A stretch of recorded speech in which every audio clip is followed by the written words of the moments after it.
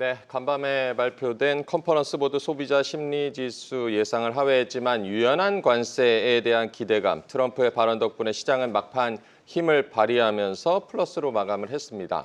네, 반면 우리 시장은 그동안 랠리를 이어왔던 조선주 같은 경우에는 차익 매물이 나오고 있고요. 정치적 리스크죠. 여전히 확인해야 될 변수가 많습니다. 시장에 대한 분석 들어보도록 하겠습니다. 매크로인사이트 이창훈 전 공무원연금 자금운용단장 모셨습니다. 어서 오세요. 반갑습니다. 네, 안녕하십니까. 반갑습니다. 네, 올해 들어서 이제 미국 증시 대비 우리 증시는 비교적 잘 버티면서 시장 기대감이 지금 커지고 있는데 코스피 올해 어떻게 전망하고 계십니까?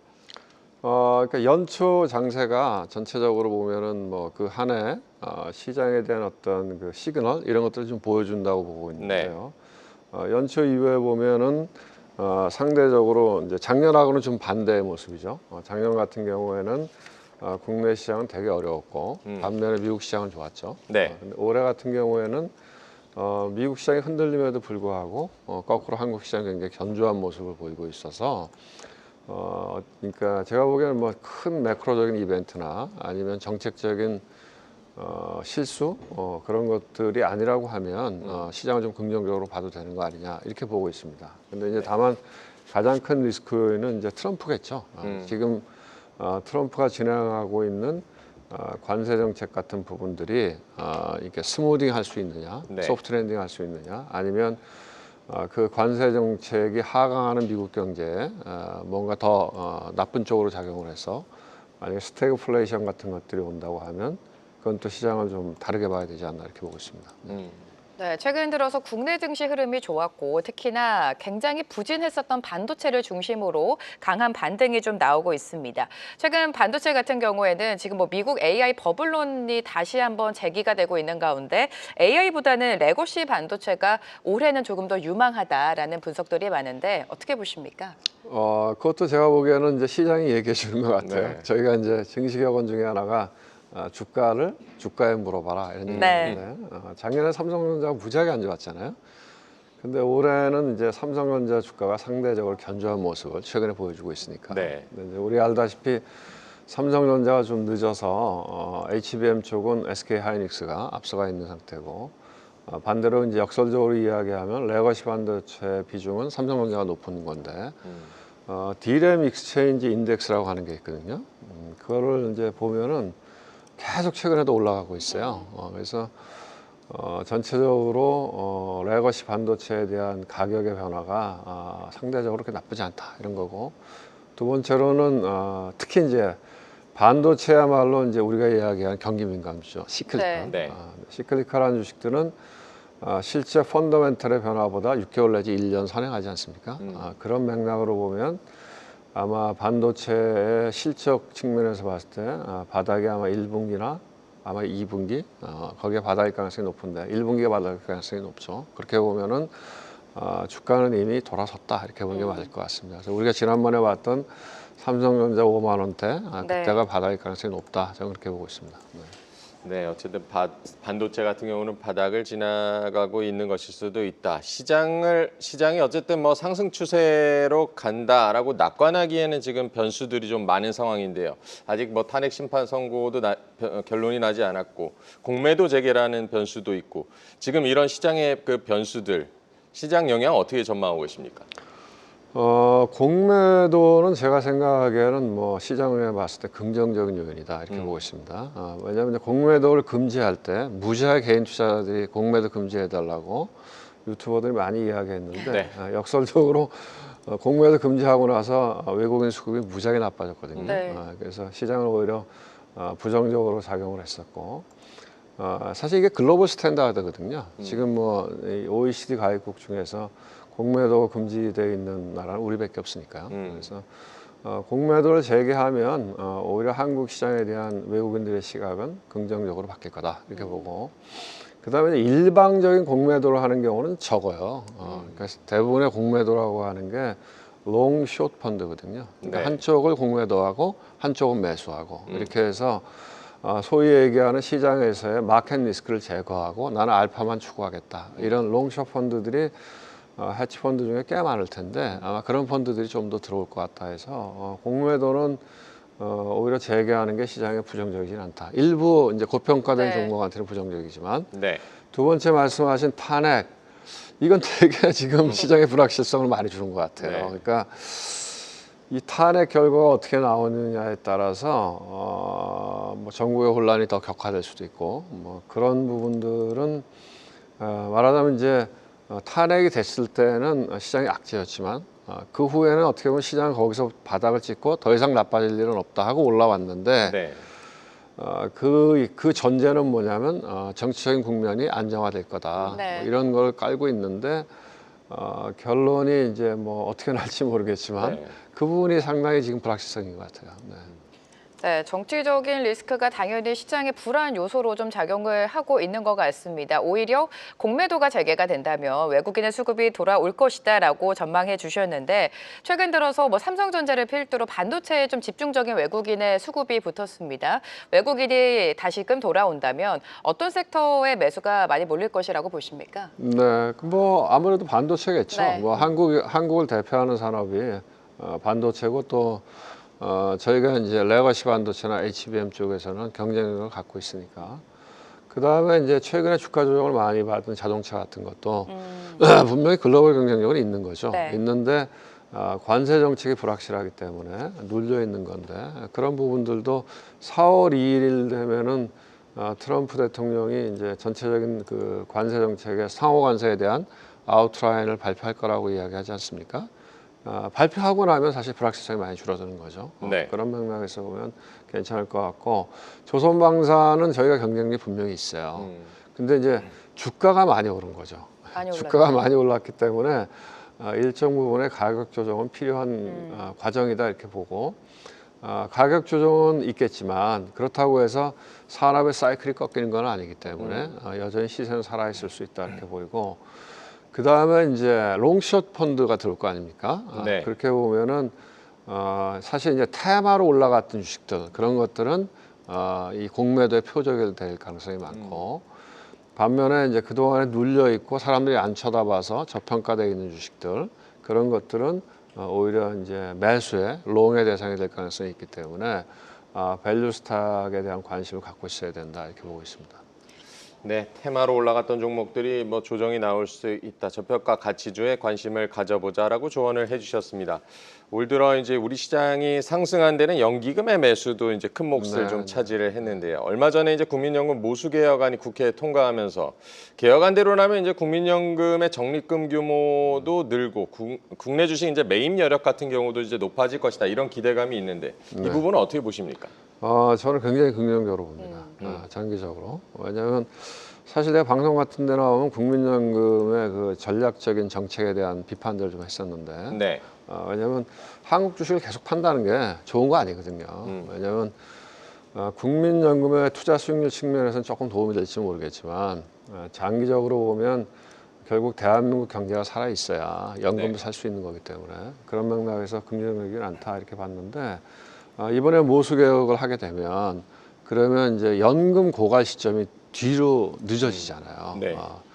연금 고갈 시점이 뒤로 늦어지게 되면 사실은 이제 국내 주식의 비중을 줄여나가는 것들도 천천히 해도 되는 거거든요.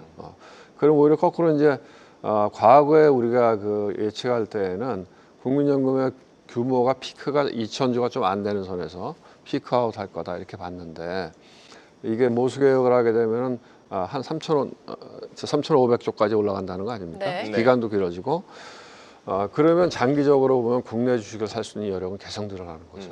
그러면 현재 비중대로 하면은 뭐 3,500조에 뭐 현재 비중보다는 낮추겠죠 국내 주식 비중을. 근데 뭐 10% 정도만 갖고 간다고 하더라도 350조잖아요. 그러면 현재 규모보다도 훨씬 더 많이 사야 되거든요. 그래서 이건 장기적으로 굉장히 시장에 긍정적이다. 국내 수급 측면에서. 그동안에 왜냐하면 맨날 기관이 파니까 네. 시장이 못 올라갔으니까. 근데 이제 이런 변화가 있으면 외국인 투자가도 시각이 바뀌겠죠. 왜냐하면 이제 시간이 지나면 우리나라 지금 국민연금이 규모로 보면은 저 세계에서 세 번째로 크거든요. 일본 연기금하고 노르웨이 국부펀드 그다음에 국민연금인데 지금 이게 바뀌면 국민연금이 이제 세계에서 제일 큰 펀드가 되거든요. 그렇게 되면은 국내에 새로운 장기적인 수요 기반이 생긴다고 생각하면 외국인들도 선취매가 있을 수 있다. 그래서 뭐 장기적으로 봤을 때 굉장히 시장이 좋은 대형 호재다, 저는 그렇게 판단하고 있습니다. 네. 네, 외국인의 자금 이탈이 있었음에도 불구하고 연기금의 꾸준한 매수세가 시장을 좀 잘 방어해줬던 것 같습니다. 여전히 시장은 가장 큰 불확실성이죠. 트럼프의 관세에 대해 집중을 하고 있는데 상호 관세 예외가 없다라고 말을 하더니 또 한 번 말을 바꾸면서 국가별로 완화된 조치를 취할 수도 있다. 이런 발언들이 나오고 있습니다. 아직 뭐 반도체라든지 자동차, 의약품에 대한 관세는 발효하지 않은 상황인데 이 세 가지 업종, 이 산업 자체가 우리 시장, 우리 경제에 워낙에 큰 역할을 하고 있기 때문에 어떤 영향이 미칠지도 궁금해집니다. 그러니까 저도 궁금해요, 사실. 자꾸 발언이 바뀌죠. 아니 네. 트럼프가 지금 이제 처음에 시장이 안도했던 건 뭐냐면 트럼프의 관세 정책이라고 하는 거는 그렇게 세게 시행은 안 할 것 같아. 네. 말하자면 협상을 하기 위한 전술 카드가 아니겠어? 이렇게 봤거든요. 네네. 네. 그런데 그 뒤에 진행되는 걸 보니까 진짜로 할래나? 이런 거죠. 그러니까 지금은 트럼프가 어떻게 할지에 대해서 예측하기 어려운 상황이에요. 그러니까 4월 2일 날 트럼프의 상호관세 정책이 나오는 그 카드를 확인하자. 그 전까지는 적극적인 액션하지 말자, 이런 건데요. 저는 생각에 이게 굉장히 중요한 기로에 있다, 이렇게 보고 있습니다. 왜냐하면 시장이 이야기해주고 있는데 연초 이후에 보면 때리겠다고 하는 국가는 미국이잖아요. 네. 막 그냥 몽둥이 들고 난리치는 사람은 트럼프잖아요. 네. 그런데 그리고 아이러니하게도 때리겠다고 하는 미국의 주가는 빠지고 네. 그다음에 상대적으로 두드려 맞겠다고 맞을지도 모른다고 하는 유럽은 제일 좋았고 그다음에 중국도 굉장히 견조하게 올라갔거든요. 그러면 시장이 시사하는 건 뭐냐? 트럼프 정책이 틀렸다는 거거든요. 근데 틀린 트럼프 정책을 트럼프가 밀어붙인다. 그러면 리스크가 큰 거죠. 그러면 저는 리스크가 굉장히 크다고 보여요. 근데 이제 최근에 그 변화를 보면 뭐 지금 앵커님 말씀하신 대로 네. 뭐 한 2, 3일 전에 뭐 이렇게 주가 올라갈 때 트럼프가 그런 얘기 했죠. 유연성도 중요하다. 네. 그러니까 시장에서 그러면 이거는 그냥 그 망하는 길로 가는 건 아닌 것 같은데 이렇게 안도하는 네. 거거든요. 그래서 어쨌든 4월 2일 날 나오는 걸 봐야 된다. 그 후에 트럼프의 스탠스도 봐야 되는데 트럼프가 만약에 진짜로 이렇게 관세가 뭐 아름다운 단어야 하고 일방적으로 밀어붙이면 그건 시장이 굉장히 나쁜 거다, 이렇게 생각하고 있습니다. 네, 4월 2일 상호관세가 어떻게 나올지 지금 지켜봐야겠고 궁금해진다라고도 하셨는데 관세 어쨌든 이제 4월 2일에는 불확실성이 조금 거치게 될 거고 그렇겠죠. 그 이후에는 뭐 관세 영향을 조금 시장이 덜어낸다고 봐야 될까요? 어떻게 보십니까? 그러니까 이제 4월 2일 날 나오는 관세의 내용이 어떠냐, 그걸 네. 봐야 돼. 만약에 시장이 생각하는 것보다 세다. 네. 그러면 일시적인 충격은 있겠죠. 일시적인 충격은 있겠지만 어쨌든 불확실성은 없어지는 거잖아요. 그러니까 보여졌으니까. 네. 네. 그러면 그 다음부터 시장이 생각할 때는 향후에는 이 상태에서 협상을 통해서 좀 나아지는 쪽으로 가겠지. 이렇게 예상할 테니까. 네. 그렇게 되면은 이제 관세 정책이라고 하는 부분들은 센티먼트 상으로는 좋아질 거다. 근데 이제 문제가 뭐냐면 지금 미국 경제 데이터들을 보면 소프트 데이터들이 꺾이잖아요. 네. 어제도 보면은 그 소비 심리, 투자 심리 이런 네. 것들이 급격하게 꺾이고 있잖아요. 네. 근데 경제라고 하는 거는 심리이기 때문에 네. 그러한 소프트 데이터들이 꺾이고 나면 시간이 지나가면 하드 데이터들도 꺾인다 이거죠. 그래서 이 상황이 길어지면 미국의 침체가 올 가능성이 있다 이렇게 보이죠. 그래서 만약에 그게 침체의 가능성이 높아지면 시장은 굉장히 좀 주춤하겠죠. 그 다음에 또 많이 나오는 이야기 중에 하나가 미국의 부채 문제잖아요. 미국의 부채 문제가 또 어떻게 이게 진행될 것이냐. 네. 그건 미국의 국가 신용등급하고도 연결되어 있는 거잖아요. 그래서 상반기 내에 하여간 굵직굵직한 것들이 많이 있다. 그래서 제가 생각해 전제 조건은 뭐냐. 원래 시장이 생각했던 대로 트럼프가 저렇게 얘기는 하지만 어쨌든 대통령을 2번이나 된 사람이잖아요. 네. 그러니까 굉장히 스마트한 사람이다. 이런 전제를 깔고 있으면 스마트하게 행동을 할 거라고 생각하면은 뭐 괜찮을 것 같고 그렇지 않고 어떻게 보면 약간 뭐 정치적인 오만 그동안 성공했기 때문에 내가 힘으로 밀어붙이면 되지. 이렇게 생각해서 지금과 같이 보여지는 반민주적이고 힘에 의한 외교, 그 다음에 뭐 이득만을 추구하는 이런 행태가 이어진다고 하면 좀 어렵다 이렇게 보고 있습니다. 네, 전 세계가 주목하고 있는 4월 2일이 사실상 얼마 남지 않았는데 그 기간 동안 트럼프 대통령의 발언이 또 바뀔 수 있기 때문에 4월 2일에 관세가 어떻게 적용이 되는지 확인을 해봐야 될 것 같습니다. 그런 가운데 이 국채 금리는 계속해서 하향되고 있거든요. 작년 말에 한 4.8%까지 돌파했던 10년물 국채 금리가 4.3%대 수준으로 내려앉은 상황인데, 자, 이렇게 된다면 국채 금리를 낮춰서 이자 부담을 줄이겠다는 트럼프의 어떠한 발언이 기정사실화된 거 아닌가, 어떻게 보십니까? 그러니까 지금 네. 미국이 안고 있는 그 큰 문제 중에 하나가 재정 적자잖아요. 적자죠. 네. 국가 부채고. 그런데 금리가 내려왔지만 사실은 경제 데이터가 꺾인 거에 비하면 금리가 안 내려온 거죠. 여전히 지금 세계에서 제일 높은 금리를 유지하고 있잖아요. 일본이나 뭐 또 유럽이나 심지어 한국보다 높은 금리니까. 근데 말씀하신 대로 이제 저 세금도 깎아주겠다 그리고 근데 관세를 걷어서 세금을 충당하겠다고 하는데 관세는 미국의 전체 조세 수입에서 차지하는 비중이 5% 이하예요. 그러니까 관세를 걷어서 미국의 뭐 세금을 충당하겠다 하는 거는 프로파간다지 실질적으로는 그렇게 될 수는 없다. 그러면 이제 결국은 미국이 재정 지출을 아무리 줄인다고 하지만 그럼에도 불구하고 결국 채권을 찍어서 모자라는 돈을 충당할 수밖에 없는데 지금 앵커님이 말씀하신 대로 높은 이자 부담을 계속 부담해야 되잖아요. 네. 그렇게 하면서 재정 적자를 유지해 나갈 수 있는 방법은 없다. 그래서 나오는 얘기가 지금 보면 제로 쿠폰 국채 얘기가 나오잖아요. 이자 안 주는 거. 네. 이자 안 주는 장기 국채를 발행하겠다. 이런 얘기가 나오고 있고 실질적으로 제가 보기에는 아마 실행될 가능성이 높다 이렇게 보고 있습니다. 네. 제로 쿠폰 얘기까지. 미국 증시가 올해 들어서 뭐 부진한 모습이고 3대 지수 모두 조정 양상 보이다가 뭐 이번 주 들어서 그래도 조금 분위기는 좋아지고 있는데요. 미국 증시의 전망 같은 경우는 어떻게 보고 계십니까? 그거는 제가 알 수가 있겠습니까? 그걸 알면 그거는 뭐 제가 보기에는 하나님만이 할 수 있는 일이고. 근데 이제 제가 말씀드렸지만 굉장히 이제 유동적으로 봐야 된다 이런 거죠. 그러니까 정책이 어떻게 갈 것이냐. 그다음에 아까 제가 얘기한 대로 경제 데이터들의 소프트 데이터나 하드 데이터의 변화가 어떻게 일어날 것이냐.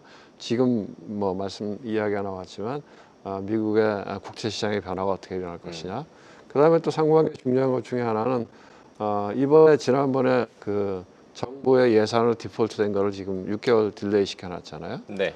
그런 것들이 맞물려 있는 부분 어떤 지점에서 잘못 터지면 그러면 이제 리스크 팩터가 될 수도 있는 거고 그런 걸 매니지를 잘 해나가면 또 거꾸로 될 수 있는 거기 때문에 근데 시장이 이럴 거다 하고 예단하시는 것보다는 시장의 변화를 지켜보면서 이걸 해석할 수 있는 부분이 중요할 것 같아요. 그래서 시장의 변화가 있을 때 아니 위쪽이든 아래쪽이든 변화가 있을 때 네. 이게 일시적인 것인가 그때 이제 그 주변 상황을 살펴봐야 되겠죠. 살펴봐서 이게 진짜로 충격으로 밑으로 트렌드로 내려갈 거라고 생각하면 위험 관리를 하셔야 되고 그 다음에 바닥을 다지고 올라가는 과정이라고 생각하면 따라 붙어야 되는 거니까 그때 시장의 변화를 보면서 그거를 내 나름대로 해석할 수 있는 부분이 더 중요하다 이래 봅니다. 네, 달러 흐름도 짚어보셔야 될 것 같습니다. 어제 1,470원을 재돌파하고 오늘 살짝 주춤하기는 합니다만 여전히 높은 상황입니다. 아무래도 국내 정치적인 리스크가 불확실성이 여전히 있기 때문에 원달러 환율이 계속해서 강세를 보이고 있는 것 같은데 앞으로의 환율 전망은 어떻게 보십니까? 그러니까 저는 기본적으로는 달러가 추가적으로 약세로 갈 가능성이 더 높다. 물론 확률적이지만 약세로 갈 가능성이 더 높다고 보고 있어요. 왜냐하면 이제 우선 첫 번째로 미국이 원하는 게 미국의 제조업을 살리겠다는 거잖아요. 네. 그다음 무역 적자를 줄이겠다는 거잖아요. 관세 정책이라는 게 그런 거잖아요. 네. 우리 물건을 니네들도 좀 사줘. 왜 우리만 맨날 너네 물건 사니? 그런 얘기니까 이제 그런 맥락에서 보면은 달러가 강해서는 물건을 많이 팔 수 없잖아요. 그러니까 기본적으로는 지금 시점보다는 달러 약세 유도 쪽으로 가는 게 지금 트럼프가 이야기하는 쪽에 맞다 이런 거고 두 번째로는 미국의 이제 경제 매크로 데이터들이 꺾이고 있잖아요. 꺾이고 있기 때문에 네. 그걸 반영해서 지금 앵커님이 이야기하신 대로 미국의 국채 금리도 사실 고점에서 내려온 상태고 그러면 근본적으로 달러 인덱스는 내려가는 쪽의 가능성이 더 많다 이렇게 해서 보이는 거고요. 근데 이제 그럼에도 불구하고 왜 코리아 원화는 뭐 안 내려가는 거지? 네. 그런 도대체, 거죠. 네. 도대체.